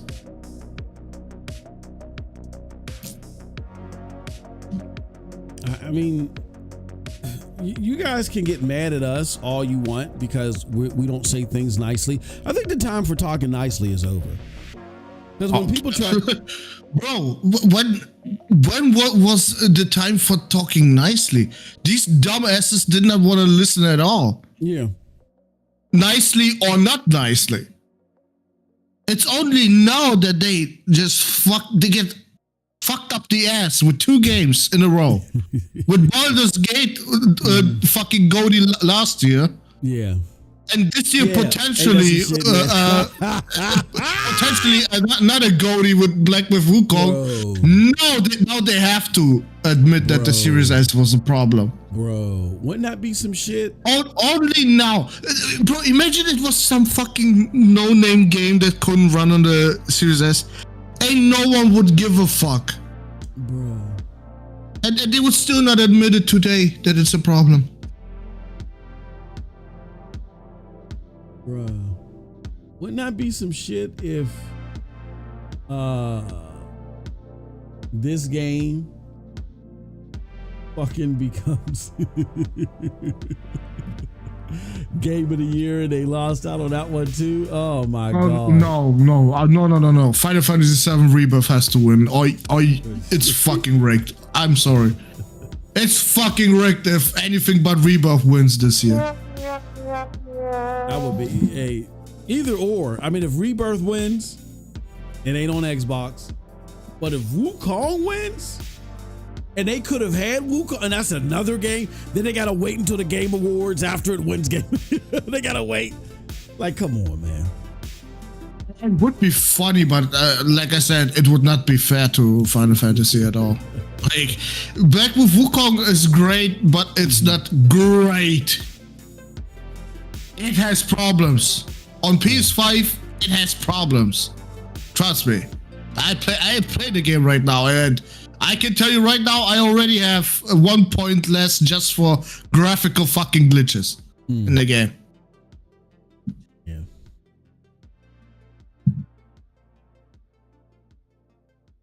Yeah, that is a problem that you guys got to get over. I mean, you could talk shit in favor of your favorite consoles, but at some point in time, you got to look beyond being positive. Like even the PlayStation community, like right now they're debating Concord. And don't get me wrong, there's elements of that in the PlayStation community, but equally there are elements of PlayStation gamers that are like, no, fuck that. And that has to be, and nobody's calling other PlayStation gamers pony bots or this and that, or PlayStation haters. They're just debating back and forth. There also is a debate about the PlayStation 5 Pro. I'm seeing that too. Motherfuckers going back and forth about that. Like, that's the problem with the Xbox community. Y'all became more about the fandom than the actual product. And that's why I had to go. Like, Boss. About the Pro, be careful what you wish for. Because if you wish for 120 FPS gaming, locked, y'all better have the fucking money ready. Because if this motherfucker is $800, I don't know if a lot of people gonna buy that shit, bro. Yeah, I think the magic that might be brewing there might be in the PSSR, absolutely. In the pisser. But you need the fucking machine learning bullshit in this chip, right? For it to work. That's not expensive. Are you sure about that? Yeah, that tech isn't expensive. Well, that's why. If you say so, but goddamn, y'all better have more RAM than you have right now, because it's already not enough. Yeah, I mean, yeah, they're going to need more RAM. I think they're going to need more RAM than what's there, but it because it's a self-made AI and it's all about it's mainly software related. So I don't think the technology isn't expensive. What would make it expensive is if the parts that you needed in order to perform the pisser parts were expensive, and it's not. Yeah, that's the thing about AI and machine learning. At certain levels. Hold on 1 second. Shout out to Donald Covey for subscribing. Is that it's not expensive. To do, because it's a lot of it is reliant upon the software, and so yeah. But to that point, it doesn't mean that you can do it in like a $300 console like this. I agree. Oh my God! Imagine PlayStation just saying PlayStation 5 Pro is $300. Yeah, that's yeah. Then if you buy that, then what is the phrase for the day? You need a CAT scan. You need your head examined. If you go buy a $300 console, and they're like the pisser.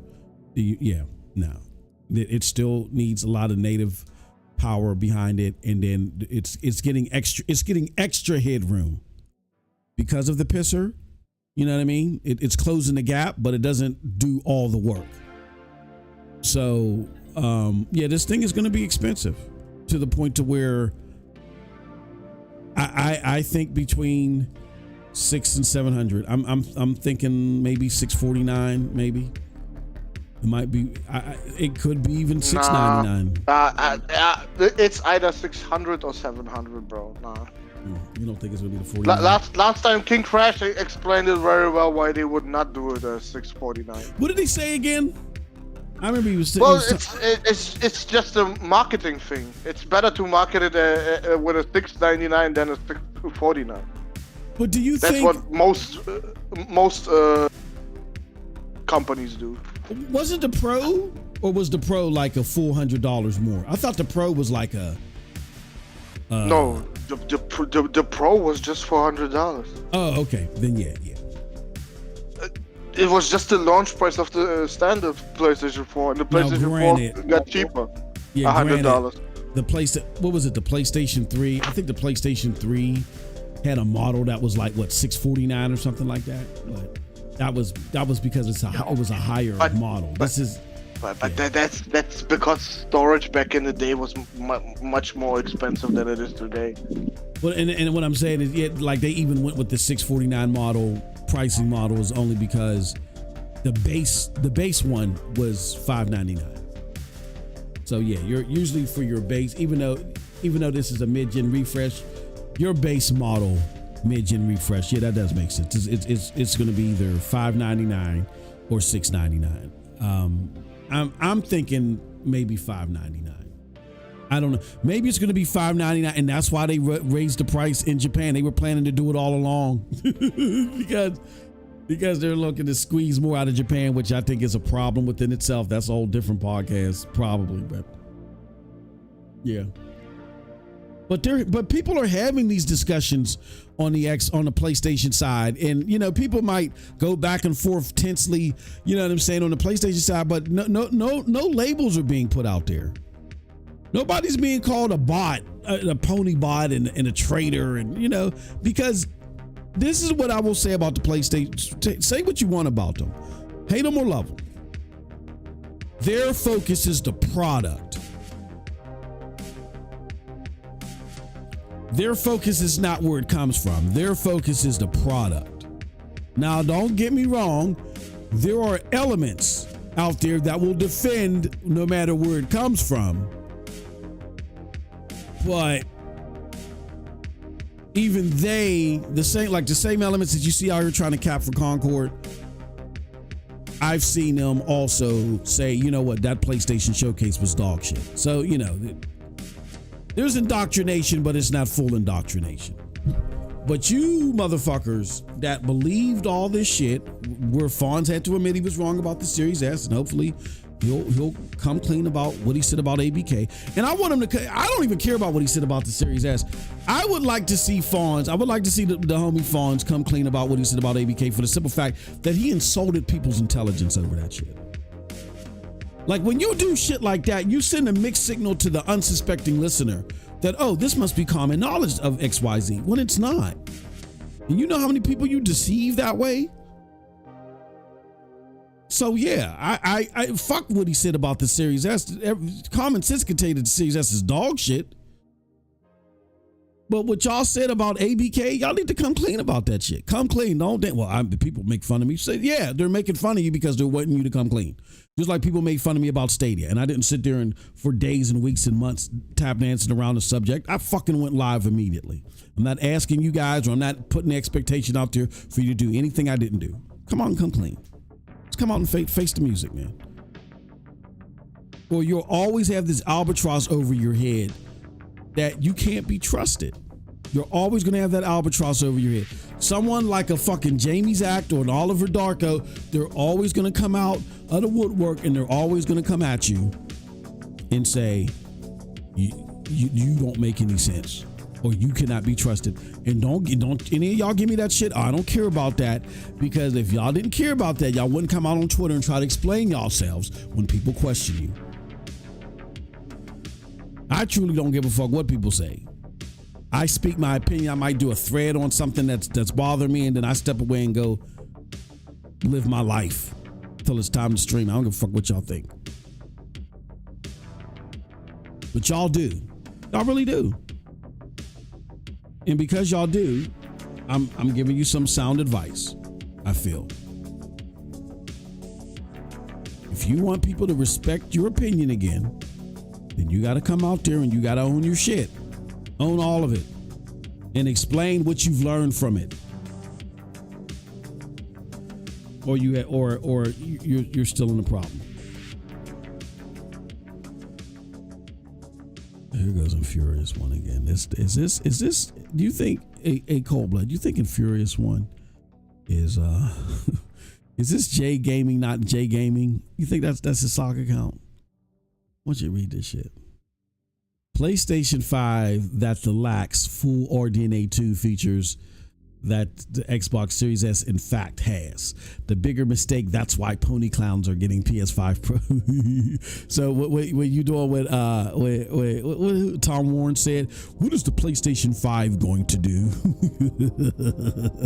when this Xbox Series S runs at a better format? Hold on, is this Tom Warren and shit? When you go, the Xbox Series S is more powerful than the PlayStation 5.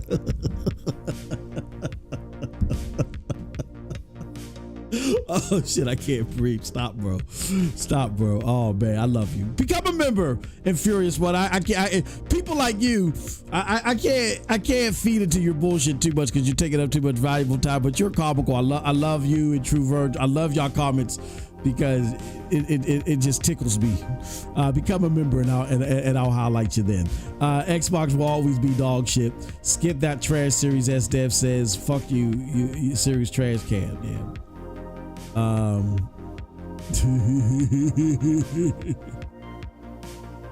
The Real Royal Vision says the Pro will be $500 to $599. There will be a $300 to $350 deal on trade for the extra OG. We'll see. I got to trade in I got my OG. So we'll see how much I get when I trade my OG and how much I got to pay on top of that. You know what I'm saying? I hope you're right, Real Royal Vision. Because if it's $600 and I can get $300 for $350 or $400, and all I gotta do is pay $200, we good to go. Emma Parker says, I never understood talking point the Series S was pro consumers, anti-consumer. Yeah, I mean, if you look at it, it's anti-consumer. It was pro Xbox gouging. What am I talking about? It was pro Xbox gouging by getting you into their ecosystem and them gouging you with Game Pass. Gouging you with Game Pass? How are they gouging you with Game Pass? Every time you turn around, Cold Blood's pointed this out. I'm borrowing it. I'm taking this from Cold Blood.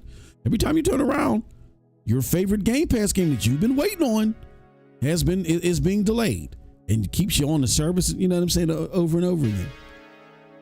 Because the only benefit to the Series S becomes Game Pass. And if you become encompassed of Game Pass in order to get good gaming, then guess what? You're in a perpetual state of wait. Xbox is great at that, the perpetual state of wait. So yeah, I agree with you. It's anti-consumer because not only because of that whole perpetual state of wait with Game Pass, but then it is like you heard dude from Iron Lord's podcast. He is furious because he doesn't even own a Series S and he's being affected by it. He's being negatively impacted by it. Xbox Series S, in fact, has more games running at 60 frames per second. And Furious One, who are you? Who sent you? Nobody gives a fuck about old games. Yes, all those old games that are running more at 60 frames, nobody gives a fuck about them. What about the current games that Xbox has in Furious One? How come Starfield launched at 30? How come Avowed is likely going to launch at 30? What do you think is going to happen with Indiana Jones? It might launch at 60. Who knows? How come Xbox can't launch their Redfall launched at 30? Who cares about old games in Furious One?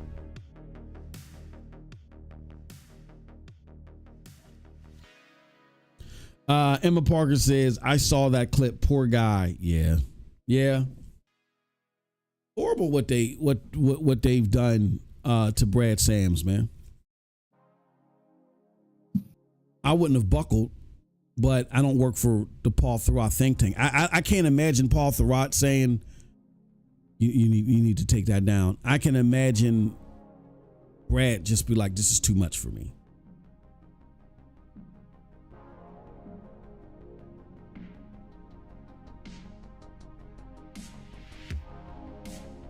Let me see if I can find the tweets.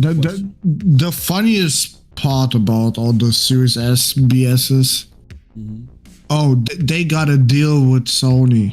Yeah. They got an exclusive deal with Sony. Mm-hmm. Even though multiple developers at this point spoke about the fucking Series S being the fucking bottleneck. Yep.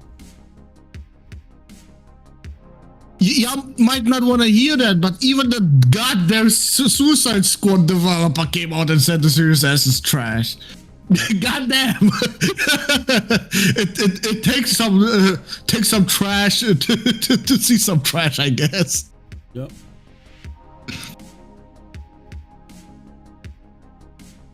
Yeah, it's always been there, bro, and I just can't believe.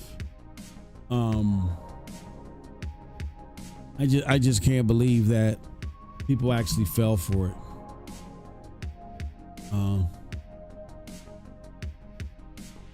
Well, it does seem like that Paris and Brad Sam. Let me show you guys this. It does seem like Paris and Brad Sams maybe have mended, because I'm doing a search on mended their differences, and Destin is part of that. But I hope he apologized to Brad Sams on this episode. This was earlier this year. I hope he apologized to him. Because how he's treated Brad Sams is fucking horrible. And I see a couple of tweets from them from earlier this year where they're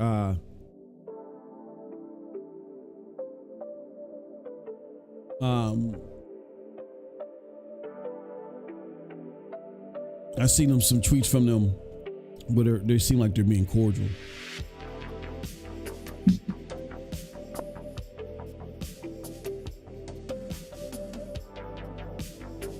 Yeah, but when they came at him, it was crazy.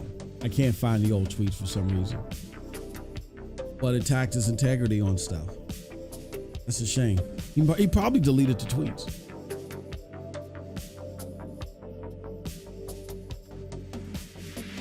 Oh, Infurious one. So now it's bad that people are playing games?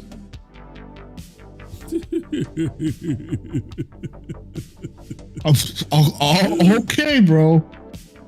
No, he says. Yes. You was thinking Sea of Thieves and Grounded are so dog shit. Nobody wanted to play them, huh? Mm-hmm. Let me see something here. PlayStation Ghost Play.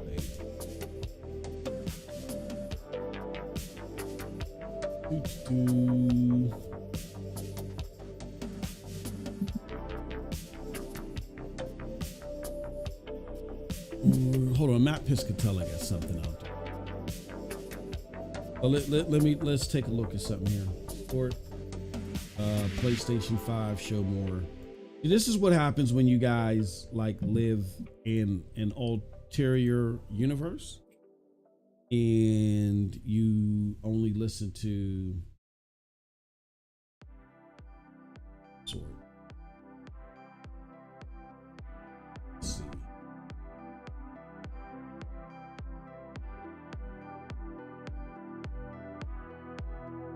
Yes.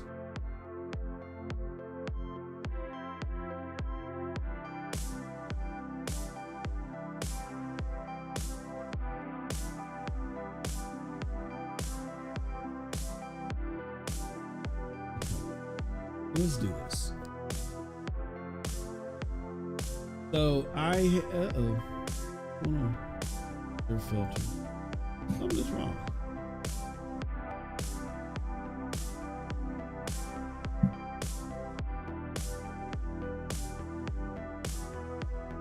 Browse. All games. Okay.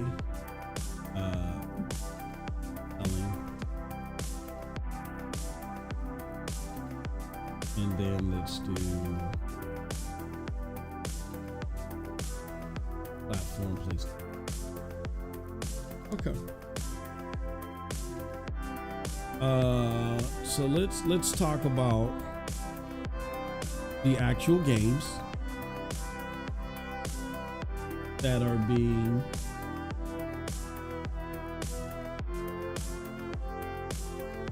most played. Hold on.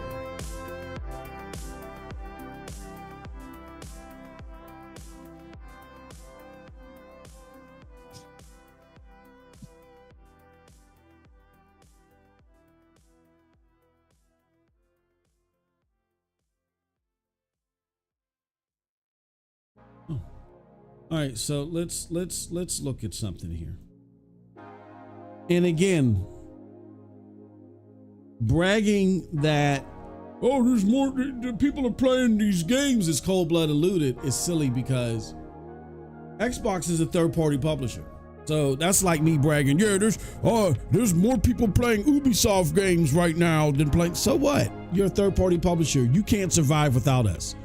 If all these Xbox games went away, including Call of Duty, PlayStation would still be the bigger marketplace. I'm sorry. They would be the bigger market. They would be bigger than Xbox. Why? Because Xbox is even with an exclusive Call of Duty, which I'm not saying there wouldn't be a significant increase in Xboxes being sold, but again, that one game still wouldn't be enough to topple PlayStation. That's how shit the Xbox brand is. But let me show you guys something. So let's do this. So these are what you doesn't realize is these games did not make anyone buy a fucking Xbox. Exactly. If these games were so great, everyone would have an Xbox. It's not the fucking case. People just saying to you either bring that trash over to PlayStation to get even some sales at all, or stop getting played. Fuck you. Yep. And don't come with the sales don't matter, because that was proven wrong a long time ago. Mm-hmm. So these are the games that are currently being downloaded and played on PlayStation. You do have Call of Duty at 2. You got the de facto exclusive Wukong at 4. 6, 7, 8 is Destiny. What else you got next? You have Diablo. This is what? Diablo's 1, 2, 3, 4. Fucking police simulator. What the fuck are we doing? 4, let's see here. 4 tabs. 5, that's 20. So that's 16 and 17 is Overwatch and Diablo. You actually got Outlaws, which is down there. Helldivers 2. You got MLB The Show right there. What else?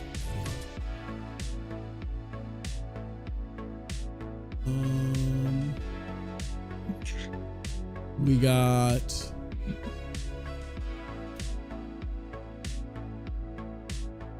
got Concord. That's actually doing better than Sea of Thieves. You guys keep talking about trash ass Concord is doing better than Sea of Thieves. So I mean, like in Furious 1, yeah, Doriega said we're over playing Wukong, man. But I can go back through this list and point out all the fucking Ubisoft games that have taken over. Ubisoft is a huge publisher on what's it called? Do I get to brag about are Ubisoft games better than PlayStation games? Are we really going to make that argument? Are Ubisoft games better than PlayStation games? Are we really going to? Is that what we're really going to argue? That Ubisoft games are better than PlayStation games? No, they're a third-party publisher. It's their job to put shit out there, to put their games out there. The reality of it is, you're looking at it. totally through this stupidest ass lens, because if your games were that great, then people would buy your console to play them when they were exclusive to your console. Do you understand? Do you understand that concept? If your games were so great, right? If your games were so great, why can't you make them exclusive and sell them on your own? I mean, games like Sea of Thieves and whatever came over, I think people were like, oh, there's Xbox games over here now? Okay, cool. Now the thrill is over. You will see Overwatch, you will see Minecraft, you will see Call of Duty do its thing. The rest will temporarily have, temporarily chart and then die off. Trash ass console is getting played more than Sea of Thieves. Like this whole the Xbox games are taking over. It's a farce.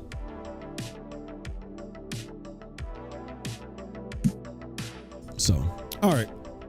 We're gonna get out of here. It's 12 o'clock, 12:15. I just hope Infurious One understands that Call of Duty, Overwatch, and Diablo would have been there without Xbox buying them anyway. Exactly. Like it's a fucking given at this point that the Activision games are up there. Exactly. So the fuck what? You would have a point if Hi-Fi Rush was fucking top 10 game in there. Mm-hmm. Or Sea of Thieves. But it's not. Is this Boomstick? Might be Boomstick. I think it's Boomstick. Nah, that's just some fucking bot that hates on ponies for no fucking reason. He said other than I don't know, maybe regretting his fucking gaming choices at this point. Bro, you guys were supposed to destroy PlayStation this year, right? Because PlayStation front loaded their year and then they didn't really have anything besides fucking Astrobot and trash ass Concord at the end of the year. This was your year to fucking annihilate them. What happens? Avowed gets pushed back. It's launching at 30. Indiana Jones is for the streets. Towerborn is exclusive to PC. Towerborn became a Steam exclusive. And the cherry on top is you motherfuckers don't get Wukong. So the biggest game out there right now, y'all don't even get to play it. The two. So wait. So Infurious One, yes, you're saying you goddamn bots wouldn't be laughing your ass off when God of War was coming to your console? Mm-hmm. Yep. Bro, it's not cheering. Yeah. It's literally laughing at you motherfuckers. We're laughing at your goddamn demise. That's what we're doing. Because you said it's never happening. Yeah, right. PlayStation's in trouble. Well, PlayStation's in trouble. Remember that? Yeah, PlayStation is broke. PlayStation is broke. They're in trouble. Meanwhile, you need the broken trouble company in order to save your game. What did Phil say? It's a business. In order for y'all to stay alive, what does that make you? If PlayStation is trash and they're broke, what does that make you that you need them in order to sell your games? You can't even sell the games on your own box. You can't even sell the games on your own box and PC. You can't even, people won't even play your games, and all they got to do is sign up for the cloud. That is sad, man. That's pathetic. They're not even doing that, bro. Yeah. Nobody plays that shit on a fucking Fire Stick. Nobody plays it through a Samsung TV. Bro, they either got a PC or they play it on their PlayStation 5. Mm-hmm. He said, I respect y'all comments to me. Thanks for engaging. No, don't make it seem like that you're some effective troll. You're funny. We're about to close the show off. we're dusting you up. Thank you for your rhetoric. 52 people is way more than what we get. They're enjoying your buffoonery. So you're doing that. Trust me. You're doing us a favor way more than we're doing you. Trust me. No, when we log off, nobody's going to say, "Oh, where can I find you in Furious One?" Nobody's going to do that. Oh, man. So come here and you're welcome here in Furious One. Come here and cry, man. Let it all out. Oh, I hate you, motherfuckers. I hate you. Let it all out, bro. Let it all he out. might go from 12 subs to 30 subs today. Yeah, exactly. Yeah. Congratulations. Congratulations. Oh shit. You know what I'm saying? Oh man, hey, Furious One, hey, leave your link in the chat. Nobody doing that, bro. Nobody asking for your link. You gotta come here. We making you famous, and we appreciate it. Just come here and cry, man. Oh God. Oh God, Phil, why did you give him Indiana Jones? Why is the found only 30 frames per second?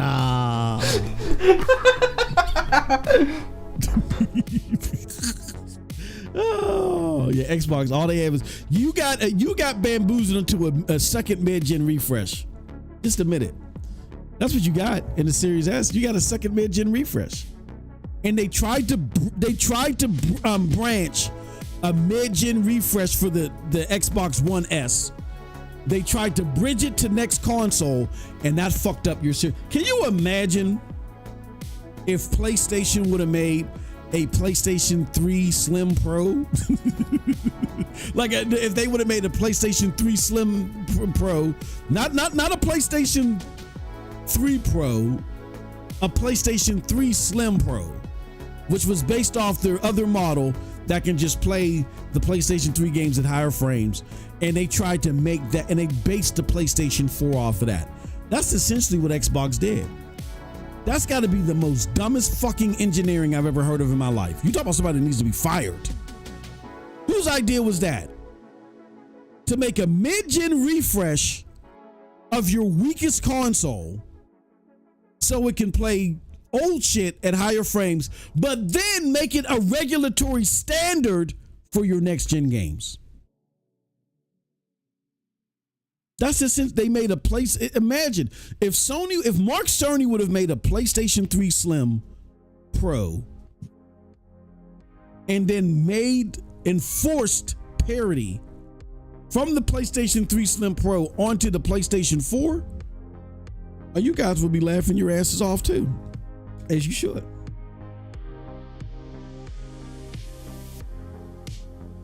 Yeah, we're Xbox gamers, we're Ubisoft gamers.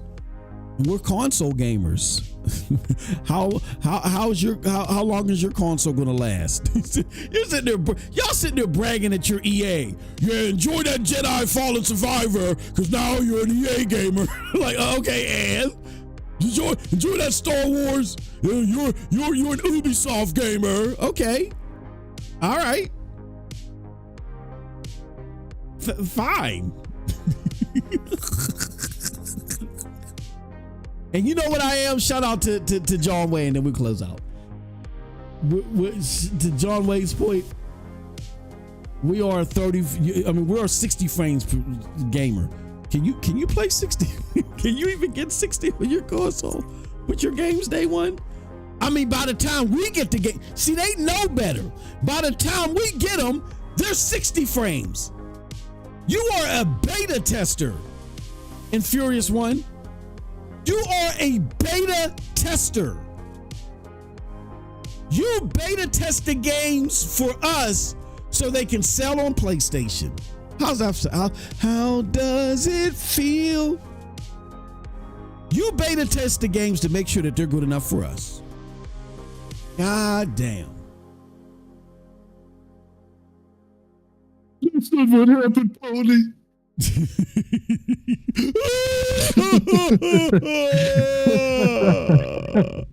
Oh, God. Phil. Eric Greenberg said it was going to be a 60 frames per second standard. Ah! Yeah, we're here for you to cry. We're going to leave a shoulder for you to cry on, bro. Enjoy. Hey, we're out. But a Furious One, enjoy that Phantom Dust and the original assets at 120 frames per second. Oh man, we missed out, Cold Blood. Oh wow. All right, we're out of here. But that's it. Hey, and Furious One, leave your Leave your link in the Discord in the chat. Psych. Goodbye. We're out of here. Oh, shit.